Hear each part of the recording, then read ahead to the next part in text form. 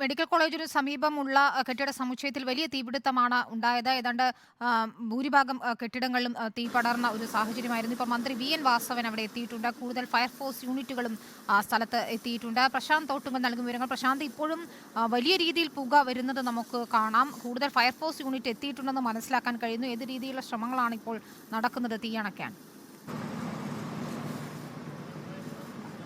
തീയണയ്ക്കാനുള്ള പരിശ്രമങ്ങൾ ഇപ്പോഴും തുടരുകയാണ്. കൂടുതൽ ഫയർഫോഴ്സ് യൂണിറ്റുകൾ ഇവിടേക്ക് എത്തിയിട്ടുണ്ട്. ഇപ്പോൾ മന്ത്രി വി.എൻ. വാസവൻ, സ്ഥലം എം.എൽ.എ. കൂടിയായിരുന്നു, അദ്ദേഹം ഇവിടെ എത്തിയിട്ടുണ്ട്.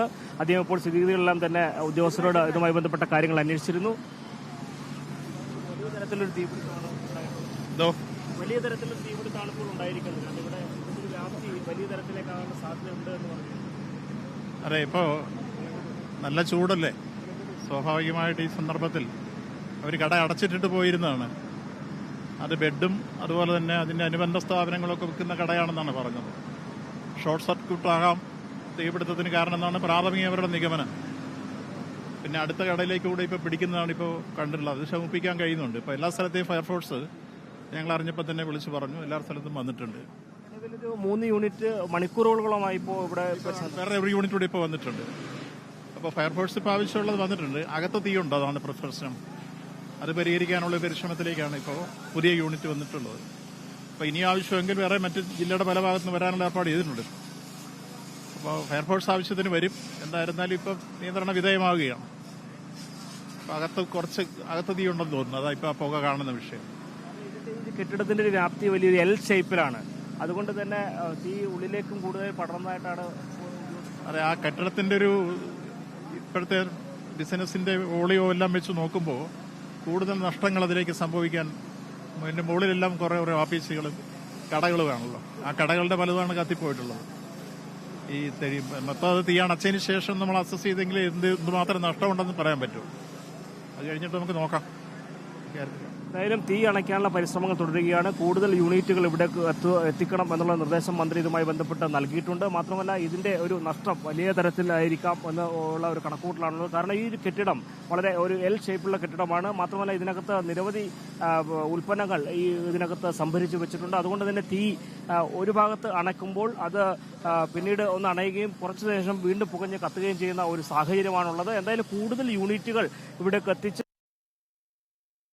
എത്രയും പെട്ടെന്ന് പരിഹരിക്കാൻ, എത്രയും പെട്ടെന്ന് തീ അണയ്ക്കാനുള്ള പരിശ്രമങ്ങൾ നടത്തുമെന്നാണ് മന്ത്രി ഇതുമായി ബന്ധപ്പെട്ട. പ്രശാന്ത്, ഇപ്പോൾ ഈ കടയുടമകളൊക്കെ അവിടെ എത്തിയിട്ടുണ്ടോ? പലരുടെയും കടകൾ ഏതാണ്ട് പൂർണ്ണമായും കത്തിയ അവസ്ഥയിലാണ്. ഉൾഭാഗത്ത് ഇപ്പോഴും തീ പടരുന്നുണ്ട്. സ്വാഭാവികമായും അവരെ സംബന്ധിച്ചിടത്തോളം വലിയ ആശങ്കയുണ്ടാകും, വലിയ നാശനഷ്ടം ആകുമെന്ന് ഉറപ്പാണ്. അത്തരത്തിലുള്ള ആരുടെയെങ്കിലും പ്രതികരണം നമുക്ക് ലഭ്യമായിട്ടുണ്ടോ? അല്ലെങ്കിൽ ഇത് കണ്ട ദൃക്സാക്ഷികളെ സമീപത്തുള്ളവരെ ഒക്കെ പ്രതികരണങ്ങൾ ലഭ്യമാകുന്നുണ്ടോ? ഇതിൽ പ്രധാനമായിട്ടും ഈ കടയുടമ ഇപ്പോൾ തൃശ്ശൂർ ആണ് ഉള്ളത്. അദ്ദേഹം ഈസ്റ്ററുമായി ബന്ധപ്പെട്ടത് തൃശ്ശൂർ അദ്ദേഹത്തിന്റെ ബന്ധുവീട്ടിൽ പോയിരിക്കുകയായിരുന്നു. എന്തായാലും അദ്ദേഹം ഇപ്പോൾ തിരിച്ച് ഉള്ള യാത്രയിലാണ് എന്നാണ് ഇതുമായി ബന്ധപ്പെട്ട് മനസ്സിലാക്കാൻ സാധിക്കുന്നത്. എന്തായാലും അദ്ദേഹം എത്തിയതിനു ശേഷം മാത്രമേ ഇതിനകത്തുള്ള ഒരു ഉൽപ്പന്നത്തിന്റെ തോതും മറ്റു കാര്യങ്ങളും അറിയാൻ സാധിക്കുള്ളൂ. എന്തായാലും പരിസരത്ത് ഈ സമീപത്തെ ചില കടയുടമകൾ ഇത് സംബന്ധിച്ച കാര്യങ്ങൾ കണ്ടിരുന്നു.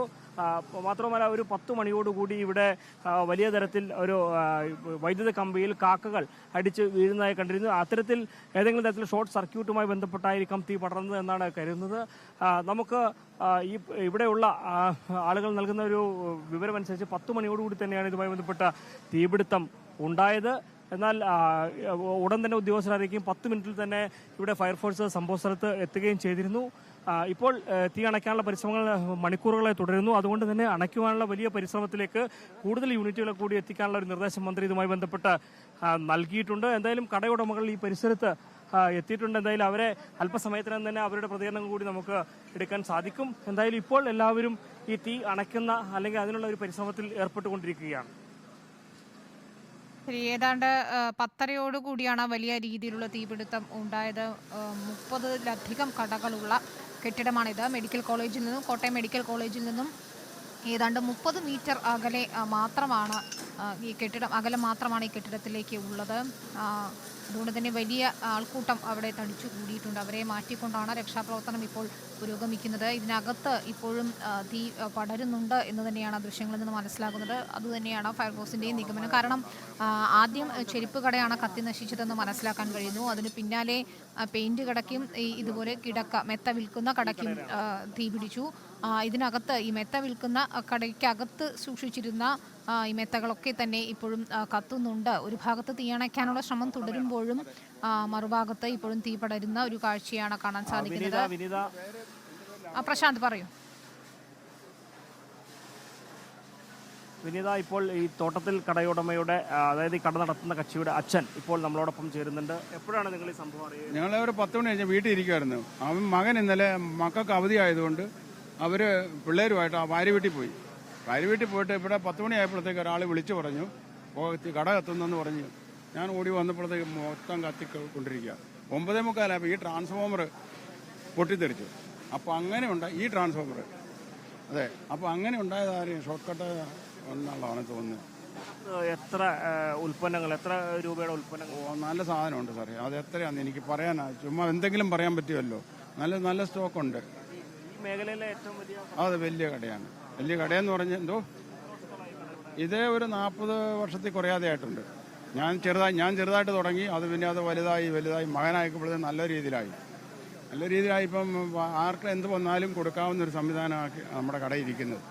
അപ്പോൾ സ്റ്റോക്ക് വേണമല്ലോ. അങ്ങനെ വന്ന് അത് എടുത്തു വെച്ചിരിക്കുന്നതാണ്. അവനിവിടെ അടുത്ത് ഇല്ലതാനും, വരാറാകുന്നേ ഉള്ളൂ. മകൻ്റെ പേര് ഞങ്ങൾ വിളി സോണി എന്നാണ്, വർഗീസ് എന്ന് അവൻ്റെ പേര്. എൻ്റെ പേര് കുഞ്ഞ് താക്കോന്ന് വിളിക്കും.